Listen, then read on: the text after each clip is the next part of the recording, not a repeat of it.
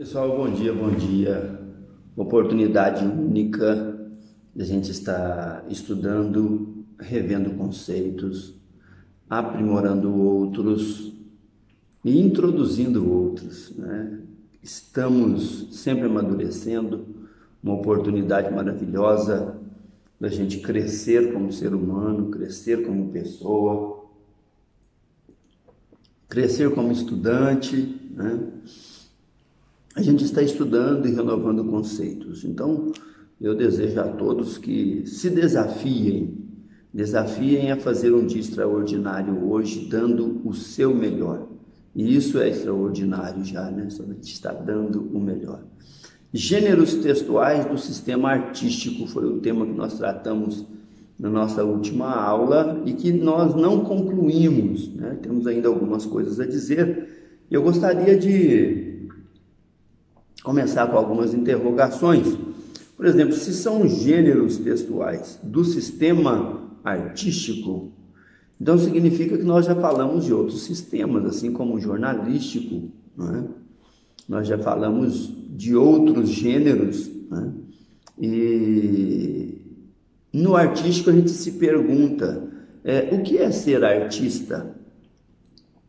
O que faz tantas pessoas se voltarem para a arte? Porque a arte nos traz uma visão crítica, uma reflexão em torno da realidade, não é? E é essa visão diferenciada, mostrando novos prismas do processo, é que nos permite enxergar, diferentemente do já percebido, a mesma realidade.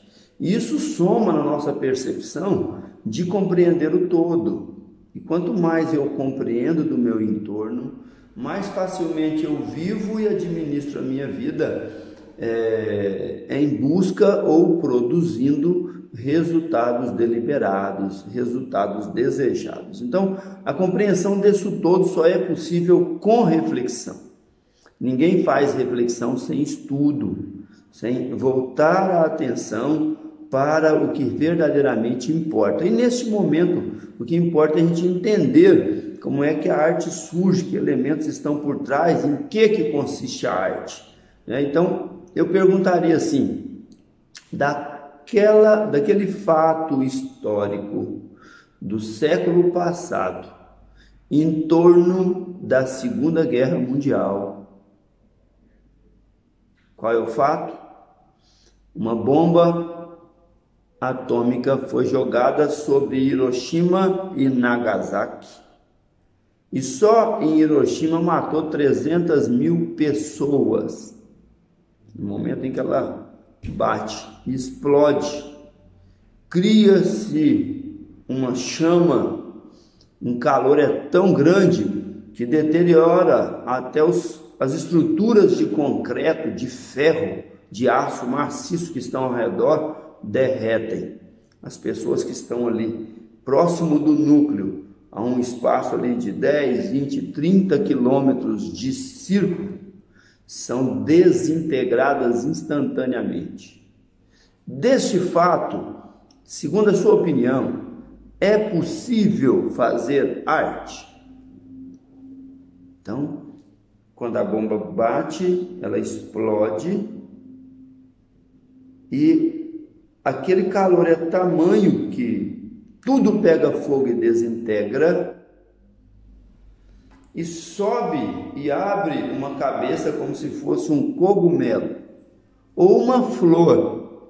Eu diria, na figura que nós temos disponível que é um cogumelo. Alguém diria que é uma flor.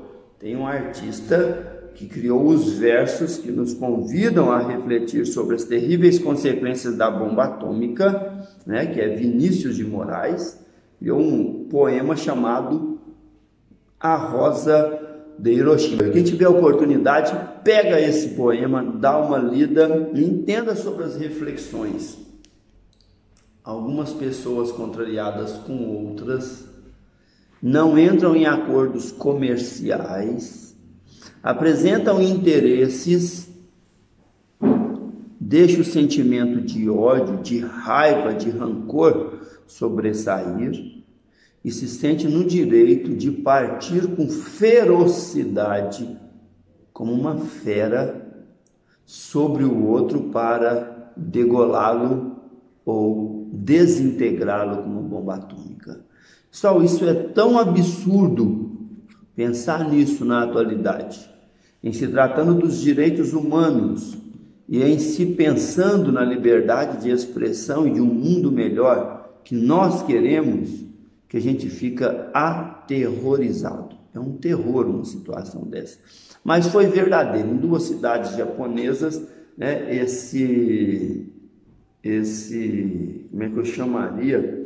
Esse estado apocalíptico aconteceu em questão de segundos. Né? Estava tudo bem, de repente explode e tudo se acaba por causa de um desacordo entre líderes. Só em Hiroshima a bomba matou 300 mil pessoas no momento da explosão, fora os efeitos da irradiação atômica, que continuou estragando pessoas, saúde, meio ambiente, florestas, animais, rios e tudo mais, né, por datas incontáveis. Então, dá para fazer arte de uma situação dessa? Dá. A arte invade todos os escaninhos da condição humana. Ela pode se manifestar em todos os estágios da humanidade, em todas as épocas. Nós temos uma percepção histórica de tempos recuados anterior à nossa era cristã, então antes de Cristo Jesus, que nos traz históricos de arte, os jardins suspensos da Babilônia. Não tinha espaço para fazer um jardim entre as paredes do castelo, construíram colunas, fizeram uma mega laje, fizeram um jardim na parte de cima desse espaço, só para a gente ter uma noção da criatividade humana e do poder, né, de exercer a sua vontade sobre os recursos naturais. E a arte surge como uma ferramenta para embelezar e melhorar a estética do ambiente, a nossa estética, o nosso embelezamento. É na arte que se discute sobre beleza, né? Na arte se discute sobre equilíbrio, sobre harmonia, é na arte que se discute sobre ritmo, e por meio dos quais o ser humano exprime a sua emotividade, a sua sensibilidade, a sua visão do mundo. Na arte que a gente consegue construir esses elementos melhor. Então, é fundamental nós entendermos que a arte, ela está em todos os meandros sociais, Hoje, com a fotografia, nós temos visto artistas da câmera. Pessoal, não é fácil tirar uma foto bonita e ficar perfeita, mesmo com uma máquina profissional ou semi-profissional. A pessoa tem que ter um olhar, tem que ter uma delicadeza para o detalhe, que é parte da sensibilidade do artista, do profissional, daquele que lida numa parte específica e que é especialista naquilo. Então, a arte surge de uma competência sobre o gênero comum das produções sociais. Ela está além. Muitas coisas vêm à presença do senso comum. A arte sobrepõe o senso comum e ainda valoriza esse senso comum. Então, é um meio de registro de um vocabulário culto, de uma preocupação formal, né? De um registro ligado ao cotidiano, de coisas banais, de coisas elevadas. Então, imagine a extensão e a beleza de quem lida na construção da arte. E quem é artista? Quem desenvolve essa sensibilidade, essa intelectualidade, essa percepção do diferente em meio a tantas coisas comuns e o cotidiano, né? Então, o nosso querido Vinícius de Moraes, né, fez o poema chamado A Rosa de Hiroshima, né, baseado na catástrofe, no horror, né, na matança e na crueldade, né, que está por trás de um ato como a explosão da bomba de Hiroshima. Está claro para todos nós que o ser humano é um agente transformador do mundo. É só a gente parar e observar as cidades.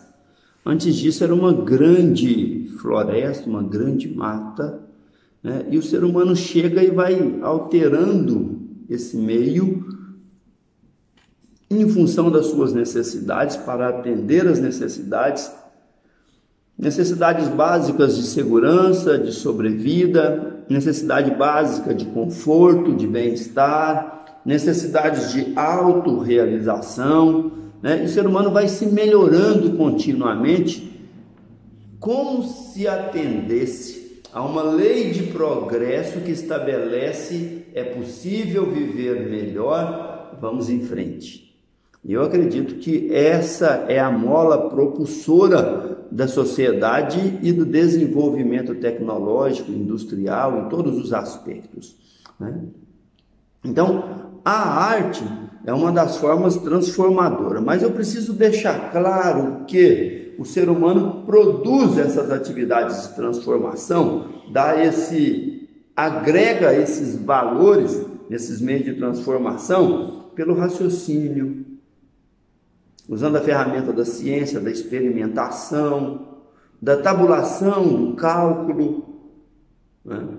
Agora, a arte entra para valorizar o imaginativo, o criativo, o inusitado, o invulgar, aquilo que não é vulgar, não é da grande massa, que acabam ganhando vida própria, né?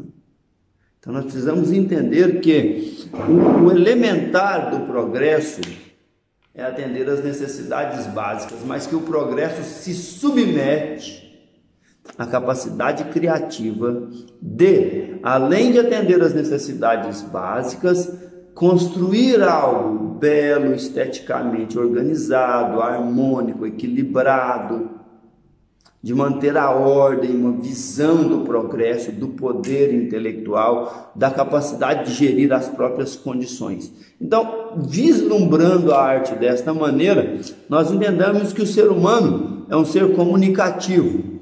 O código linguístico nos serve para princípios de comunicação, mas utilizado de maneira criativa, imaginativa, abstrata, o código linguístico se transforma em objeto da arte, em matéria da arte, e se constrói em cima da linguagem. Então nós já descrevemos anteriormente as funções da arte, né? Falamos da função estética, do ensino a partir da arte, então da função pedagógica. Falamos da diversão, né? Do lúdico a partir da arte. Falamos da função catártica. Normalmente quem produz arte, né, faz também uma autoterapia, um autoconhecimento, é uma percepção de si mesmo.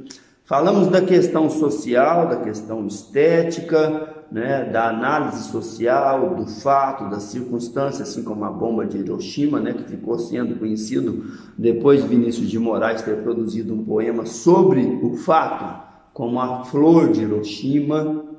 Então, é nessa percepção das funções, dessa necessidade humana de se comunicar, é que nós percebemos que há uma capacidade de comunicação do homem que permite-lhe a utilização de diversos sistemas de signos capazes de expressar seus sentimentos, suas ideias, suas vivências, seus desejos, suas vontades.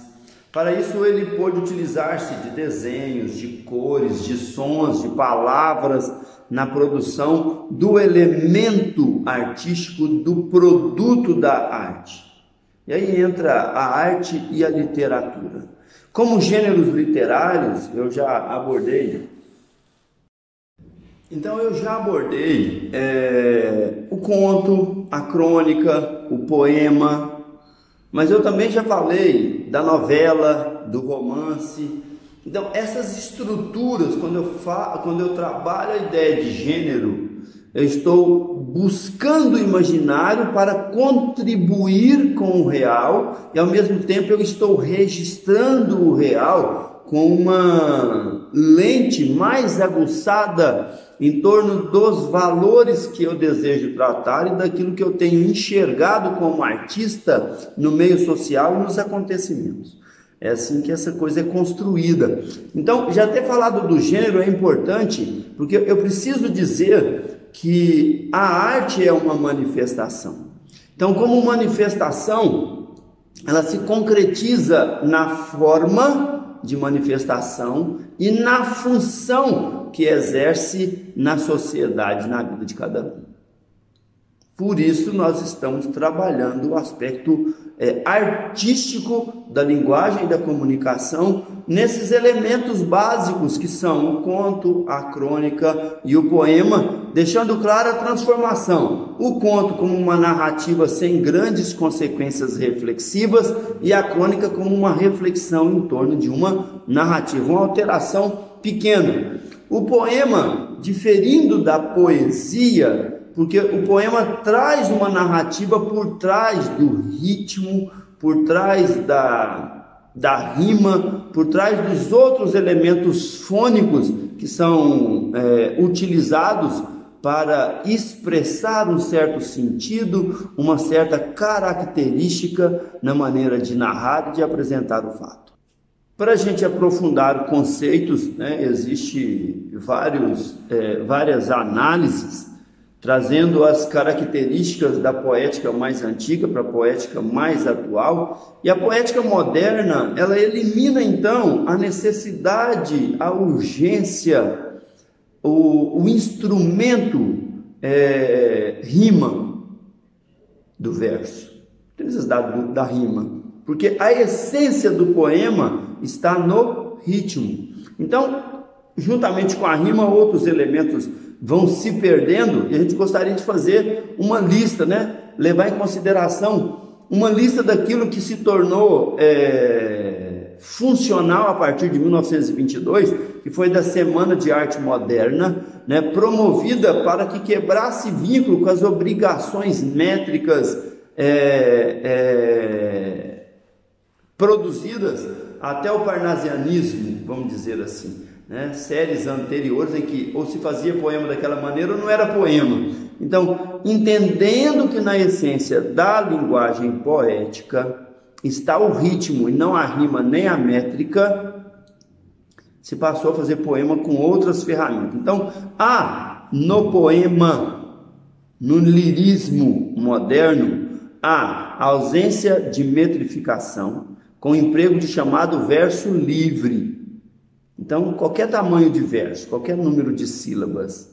Emprego de versos brancos, sem rimas. Então, não precisa terminar rimando com uma coisa ou com outra para ser poema.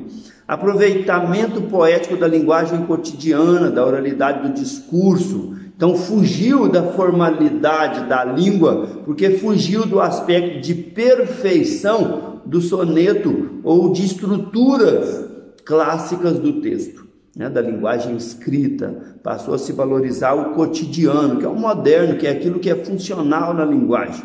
Emprego de palavras até então consideradas apoéticas, ou seja, que traziam uma certa feiura para o soneto, para o texto alexandrino, com rima, com versos alexandrinos, com versos decassílabos e etc. Se perdeu essa pompa poética e passou-se a aderir a um outro elemento mais funcional e de acesso à grande massa também. Liberdade de pontuação e de ritmo, faz da maneira que achar que deve, para conduzir ao objetivo determinado ou que se busca na produção do texto. Despreocupação com as normas gramaticais, esse foi o mais forte rompimento da poesia, do poema moderno com os poemas das escolas literárias anteriores. Utilização de imagens desprovidas de lógica. Então surge aí um neorrealismo, surge aí um certo ufanismo, bem diferente daquilo que já se existia. A valorização da figura da linguagem, de linguagem figurada, como se fosse uma piada, compreensão, uma ambiguidade intencional em torno da palavra, né? Busca do essencial poético com o mínimo de artifício, vai direto no assunto, emprego das palavras em liberdade, desprezo pela sintaxe tradicional, então não é mais aquela sintaxe clássica vamos dizer assim, de maneira de ordem inversa, mas é o linguajar comum, estabelecendo a ordem do sujeito, verbo e objeto, e sem um rebuscar desses elementos, desprezo pela sintaxe tradicional, amplitude da temática poética, você pode falar de tudo hoje, interesse pelo homem comum, pela ordem social, pelo cotidiano, poesia engajada, participante, voltada para o contemporâneo, o social, o que está acontecendo ali agora é o importante, e tendência à obra aberta, com múltiplas possibilidades de interpretação, deixando o emprego final do sentido a serviço do leitor, do observador. E para a gente ir conduzindo para um finalmente, né, é interessante pensar nessa possibilidade, é enriquecedor, o sistema artístico e as artes plásticas. Eu fico vislumbrando isso, porque a pergunta básica é: o sistema artístico abrange um grande número de manifestações e nesse universo as artes plásticas ocupam uma posição expressiva.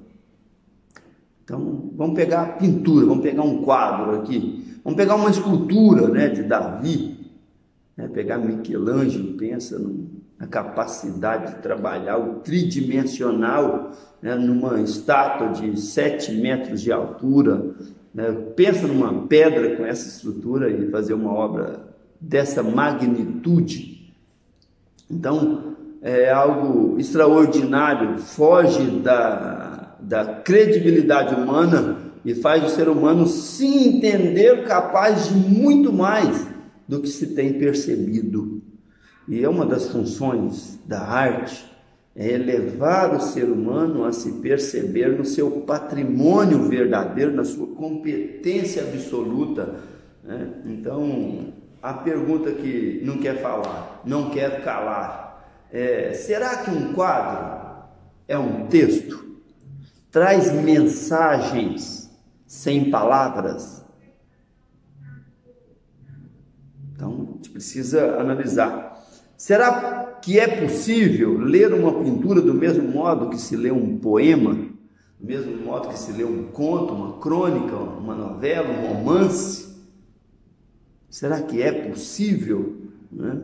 Então, o que eu tenho para responder assim, melhor, antes mesmo de responder, será que a linguagem não verbal se comunica com a mesma presteza que a linguagem verbal, que é a linguagem dos textos, das palavras? Será que elas, vamos dizer assim, se equivalem?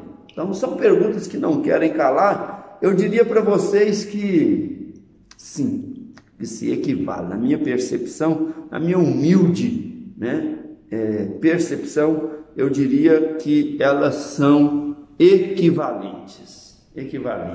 Vamos pegar um quadro aqui, a gente vai fazer uma análise, vou mostrar para todos aqui.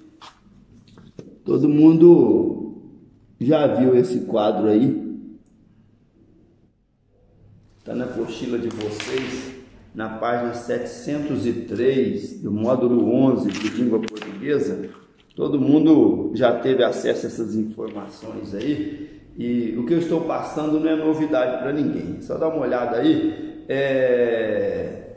Delacroix, Eugênio, A Liberdade Guiando o Povo, em 1830, esse quadro.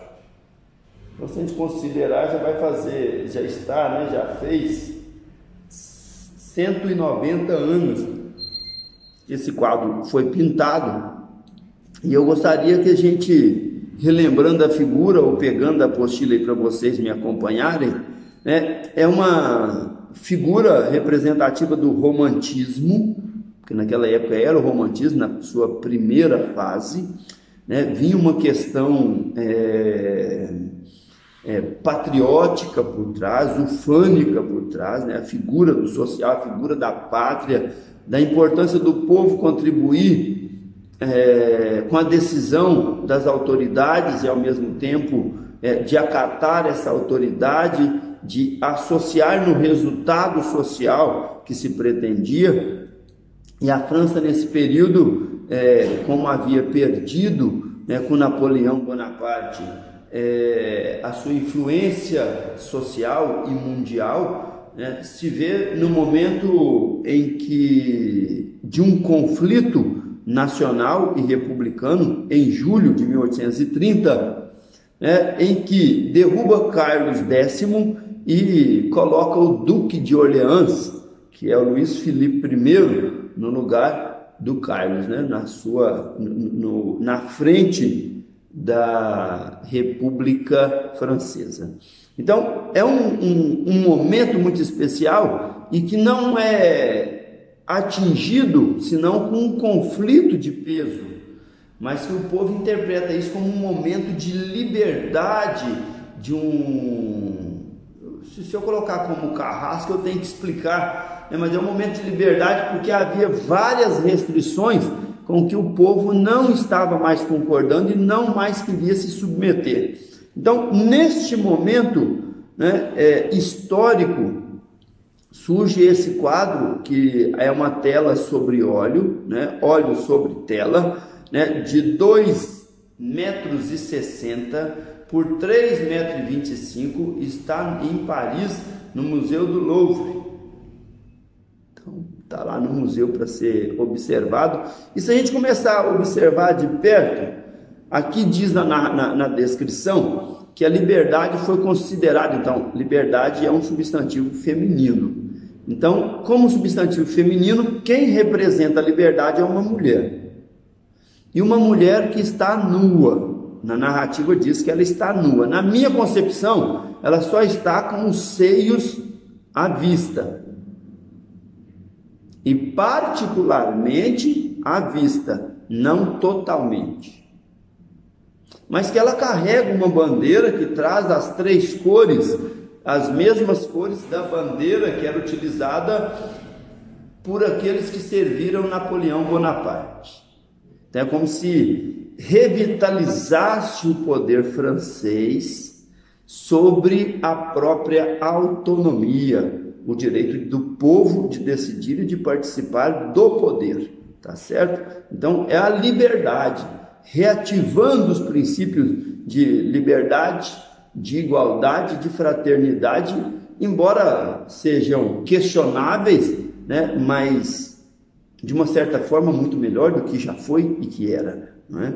Então eu vejo a liberdade carregando a bandeira da liberdade, né, o valor disso tudo, numa mulher robusta, forte, né, com um olhar de direção para os homens que estão armados e à frente, pisando sobre cadáveres. O preço da liberdade é a morte dos cadáveres, daqueles que contrapõem ao bem-estar do povo. Estou fazendo uma interpretação do quadro, para a gente entender que a pintura é também uma arte que carrega uma mensagem, apesar de não ser verbal, né? É bom que a gente entenda assim. Então, simbolizando essa mulher, então nós trazemos aqui que há são traços másculos da robustez exigida nos combates. A mulher vem com essas características, ela está muito maior do que os homens, talvez pela projeção, pela altura, mas essa é a intenção de dizer que a liberdade é feminina e ela é que traz o poder de ação aos homens que não querem mais viver sobre o guante do autoritarismo ou da crueldade, não é? E a liberdade